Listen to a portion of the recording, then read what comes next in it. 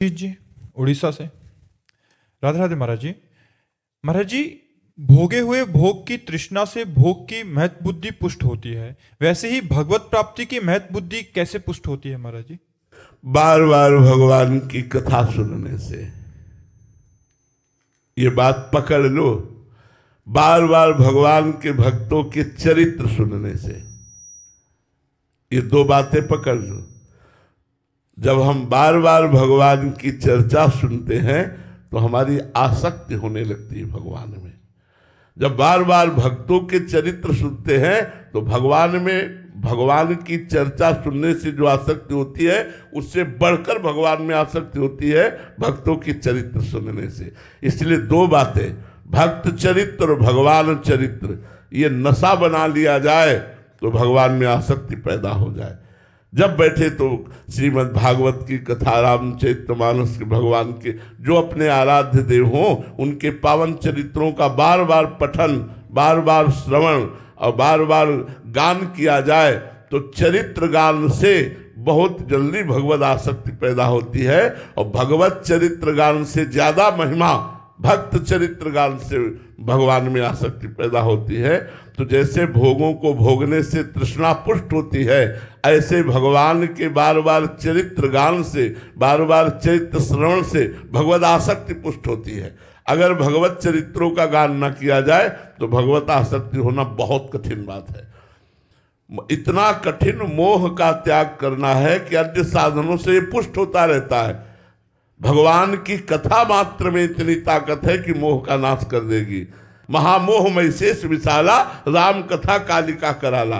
ये विशाल महिषासुर है मोह, इसको मारने के लिए राम कथा जो है ये कालिका कराल स्वरूप है। इसलिए भगवान की कथा जब हम गान करते, श्रवण करते हैं तो हमारे मोह का नाश हो जाता है। और मोह गए बिनु राम पद होई न दृढ़ अनुराग।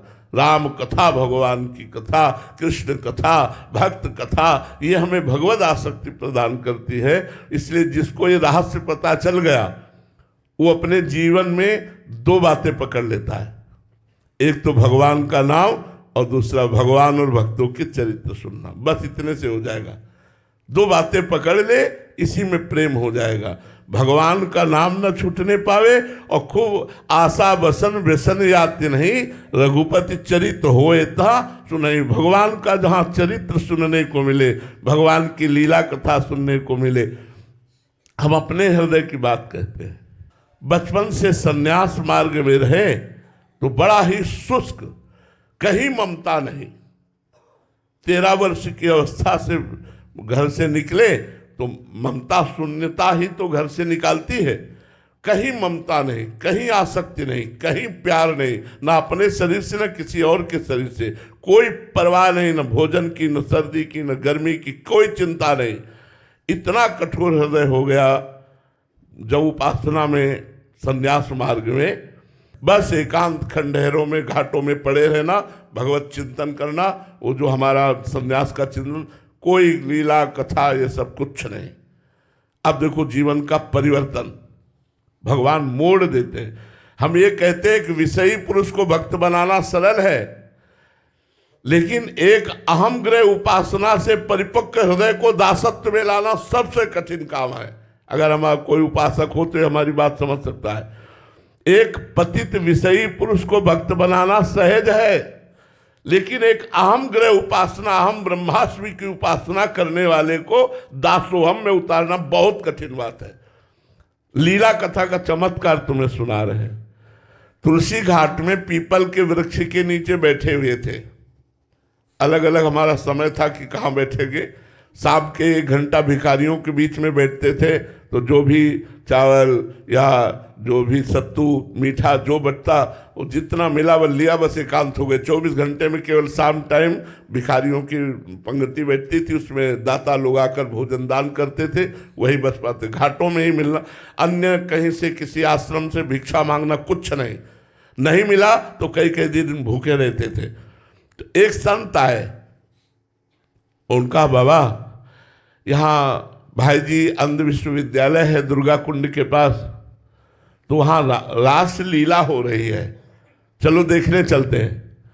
तो हमारी अरुचि थी, तो हम कहा नहीं, हमें कुछ नहीं देखना है, आप जाइए ना, आप हमें डिस्टर्ब क्यों कर रहे हैं, हम अपने ध्यान में बैठे हैं, क्यों परेशान कर रहे हैं। और उनका बाबा हम तुमसे कुछ ले थोड़ी रहे, तुमसे कह रहे हैं एक बार चले चलो ना, रास वृंदावन से रास आई है, उससे देख लो चल के। तो हमने कहा कह दिया ना ना, तो आप क्यों परेशान हो रहे हैं। फिर उन्होंने कहा बाबा जब हम कह रहे हैं तो एक बार चल, ऐसे जैसे भगवान महादेव ही उस रूप में आकर हमको प्रेरित कर रहे हैं, चलो इनकी आज्ञा का पालन करने। तो दिन में महाप्रभु चैतन्य देव की लीला और रात्रि में रास लीला। जे ही गए तो सभा लगी हुई थी। महाप्रभु चैतन्य देव का वियोग श्री कृष्ण प्रेम का, और शाम के रास लीला। दूसरे दिन हमको कहना थोड़ी पड़ा है, अपने आप सब पहुंच गए। 1 महीने रास लीला जब चली और रास लीला देखा तो लगा अब हम जी नहीं पाएंगे। 1 महीने में भगवान की लीला कथा ने हमारे कठोर चित्त पर इतना प्रभाव किया कि श्री राम शर्मा आचार्य उस समय स्वस्थ थे, तो खड़े होकर वही आचार्य पदवी पर ठाकुर जी को पद आदि के द्वारा लीला प्रकाशित करने के लिए प्रेरित करते थे। हमने सोचा अब लीला के बिना हम जी नहीं सकते, तो इनके चरण पकड़ लो, कह दे अपनी मंडली के साथ रख लो, तो भीख मांगकर खाएंगे भिक्षा और रात दिन इनकी सेवा में रहेंगे और रास लीला देखने को मिलेगी। ऐसा हमारे दिमाग में आया। उठे और भरी सभा में जाके साष्टांग दंडोत की। अब वो ब्रजवासी बहुत प्यार करते रहे, यहाँ भी प्यार करते रहे, आज भी उनका परिवार प्यार करता है। तो उन्होंने कहा अरे मार दियो बाबा, मार दियो बाबा। सन्यासी वेश में थे, बड़ी बड़ी जटाएं और लाल कपड़ा। तो उन्होंने कहा अरे बाबा हम गृहस्थ हैं, तुम विरक्त होकर क्यों प्रणाम करते हो। तो हम रो पड़े। हम कहा महाराज जी हम रास लीला के बिना जी नहीं सकते, अब आप अपने पास रख लीजिए, मैं रोज रास लीला देखा करूंगा और मांग के खाऊंगा, आपसे कुछ नहीं लूंगा। वो मानो सदगुरु के वचन निकल रहे थे उस समय। उन्होंने कहा बाबा मेरी बात मान ले, एक बार तू वृंदावन आ जा, तुझे बिहारी जी कभी नहीं छोड़ेंगे। ये श्री राम शर्मा जी के वचन नहीं थे, ये साक्षात भगवान के वचन थे। अब बस लगन लग गई वृंदावन जाना। अच्छा पैसा रखते नहीं थे, कैसे वृंदावन पहुंचे, पैदल चलना तो रास्ता पता होना चाहिए। तो एक संत मिल गए जुगल किशोर जी, वो भी वृंदावन आ चुके हैं, वृंदावन वास करते। तो वो उनसे हमने कहा, वो थोड़ा दंडोत प्रणाम और कुछ प्रसाद दे दिया करते। हम कहा आप हमको वृंदावन पहुंचा सकते। बोले हाँ बाबा आपको वृंदावन की व्यवस्था मैं कर दूंगा। उन्होंने वृंदावन की व्यवस्था, पहले चित्रकूट ले गए, चित्रकूट से वृंदावन आए। आज तक बिहारी जी ने नहीं छोड़ा, जैसा श्री राम शर्मा ने कहा था। लीला कथा ने सब भूल गए, जो अहम महाशिव जो संन्यास सब भूल गए। सब हृदय जो एक पत्थर हृदय था वो लुजलुजा हृदय हो गया है। हम तुम्हें कैसे बताए।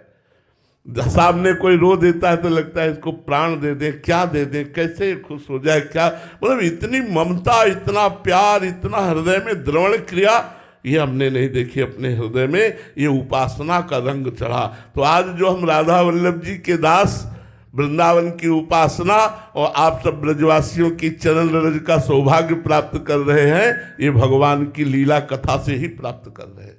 तो लीला कथा ने अखंडानंद से प्रेमानंद में पहुंचा दिया। लीला कथा ही है जो आसक्ति पैदा कर देती है। अब लीला कथा हमारा प्राण हो गई है। हम बैठ करके कहीं जाकर नहीं सुनते, लेकिन जो हमारे आचार्यों ने वाणी में गायन किया है लीला कथा, उसी को निरंतर एकांत में गुनगुनाना, उसी का मनन करना, उसी का चिंतन, वही हमारा रास विलास जीवन हो गया। अगर रास ना देखते तो हम परम सत्य कहते, न वृंदावन मिलता, न हम कभी राधा वल्लभ जी को जानते थे, न कभी राधा नाम जानते थे। ये सिर्फ रास की कृपा से हमें प्राप्त हुआ। तो बहुत से जीवन ऐसे हैं जो भागवत की कथा से, रास की कथा से भगवान में आसक्त हो गए, जो वचनों से आसक्त हो गए। इसलिए हम सबसे प्रार्थना करते हैं, यदि भगवत आसक्ति प्राप्त करना है तो भगवान की लीला कथा को सुनो, भगवान की लीलाओं का चिंतन करो, भगवान के प्रेमी भक्तों के चरित्रों को पढ़ो, तो आपका हृदय बहुत जल्दी परिवर्तन हो जाएगा। श्यामलाल जी सिरसा हरियाणा से, राधे राधे महाराज जी। महाराज जी, प्रेम और वासना में क्या अंतर है? वासना अगर सद है तो प्रेम में सहायक है, और वासना असद है तो वो दुर्वासना है, वो नरकगामी बना देगी। वासना चाहिए, हम वासना का निषेध नहीं करते, वासना चाहिए, वो भगवत आराधन की वासना होनी चाहिए, धर्म पूर्वक विषय सेवन की वासना होनी चाहिए। असद वासना का त्याग, सद वासना के द्वारा भगवत मार्ग में पहुंचना, फिर सद वासना का भी त्याग, निर्वासनिक। असद वासना का त्याग करना अनिवार्य है। सद वासना भक्ति में सहायक है। अगर सद वासना नहीं होगी तो भक्ति तक हम पहुंच ही नहीं पाएंगे। हमारे अंदर सद वासना होनी चाहिए, असद वासना का त्याग होना चाहिए। दुर्वासना जो हमारे हृदय को खींच करके असत आचरण कराती है, उसका त्याग करना चाहिए, और सद वासना से भक्ति, और भक्ति से समस्त वासना, सद असत दोनों का त्याग, फिर तो हृदय में कोई भी वासना नहीं रह जाती है। वासना उपासना में बदल जाए, वही सद वासना है। सर्वश्रेष्ठ प्रेम है, ये वासना नहीं, लेकिन वासना सहयोगी है। कौन सी? सद वासना। अगर सद